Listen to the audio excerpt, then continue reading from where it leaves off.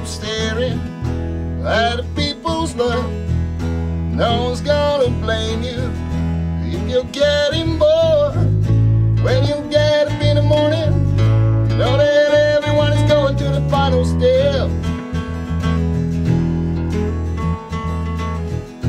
Throw the phone away now, you won't get a call. All your ways are smiling, pushing me away. When we get her in a minute, I feel like running and I know you're gonna chase me there. And I won't give it up. No, I won't look at your eyes. And I won't give it up. No, I won't look at your eyes.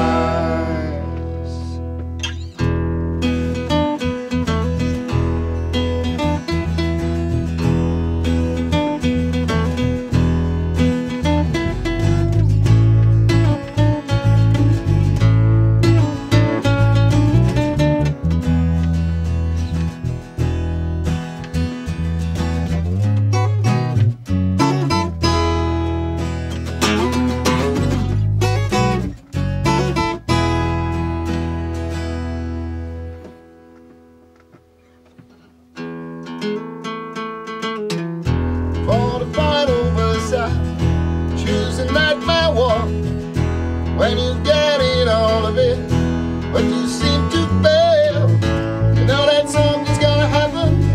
You know that someone's gonna hit you as you're waking up. And I won't give it up. No, I won't look at your eyes. And I won't give a real sign. And I won't check if you're fine. And I won't give it up.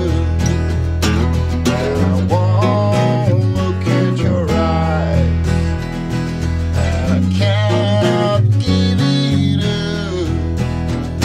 No, I won't look at your eyes. Аплодисменти за Gin Morning, които са ни специалните гости в 19-ти брой на Shuffle. Слушахме парчето Изас, което, както каза и Боян, и както си говорихме в предварителния разговор с Ники, е част от парчета, които подготвяте. Именно. Да. Които са, Иво, колко? Някъде над 10. 10-12 май се получават вече. Мгм.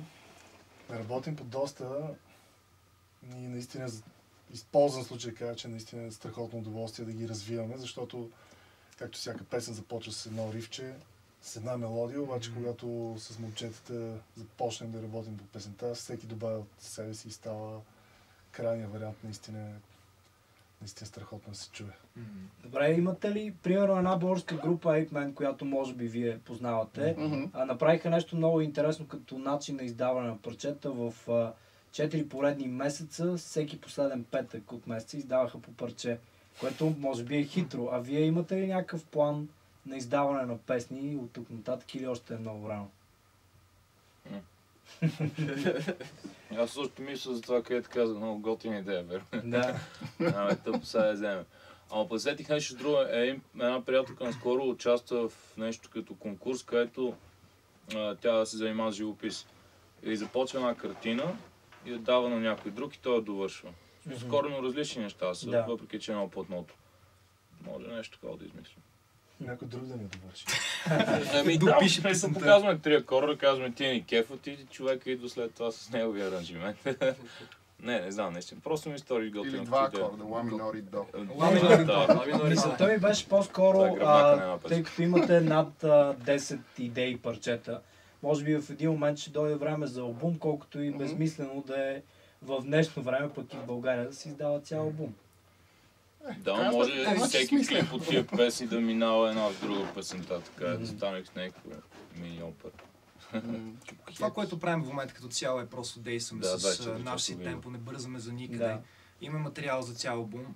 но тъй като всеки от нас работи доста активно през деня и затова не мога да дадем твърде много време. Работи по други неща. Точно така, да. Абсолютно. Само Жоро работи само по групата. Графиците. Той е взел при сърце. Графиците не ни се отразяват добре. Добре, има някои медии, които ви помагат. Примерно Краси Москов, доколкото си спомням от Зирок, е пускал демото на Sober Face. Това преди миксирането. Преди мастеринг. Преди мастеринг. Но то не е грандиозно по-различно, наистина. Краси хареса парчето и го пусна в едно от предаването за българска музика. Защото е пич. На време да повтори по Мерси, Краси. Горе ти, Краси. Имате ли идеи за видеоклип към Sober Face? Всъщност вие направихте една много готина фотосесия. О, да. Да, която хората могат да видят на вашата страница. Специални благодарности на Любен, между другото. Да, Любен Диков. Да. Много добър фотограф. За видеоклип мисли сте? Мислили сме варианти, да. Някакво си кривиме душата. Мислили сме, имаме няколко предложения дори за екипи, които да снимат нещо.